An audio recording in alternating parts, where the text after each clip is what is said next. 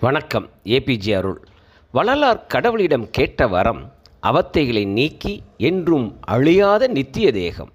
கடவுள் அருளியது ஒளி உடம்பு. ஆம், என் தேகம் ஒளி தேகமாக உருமாறியது என்கிறார் வள்ளலார். இது பேரின்பத்தை தருகிறது என்கிறார். ஒளி பற்றிய அறிவியல் உண்மை. ஒளியின் வேகத்தில் காலம் வேறுபடுகிறது. காலம் வேறுபடுவதால் நீடித்த அல்லது நித்திய வாழ்வுக்கு சாத்தியம் எனலாம். அண்டங்கள் பிண்டங்கள் அமைப்பானது இன்று வரை நமக்கு வியப்பும் அதிசயமும்.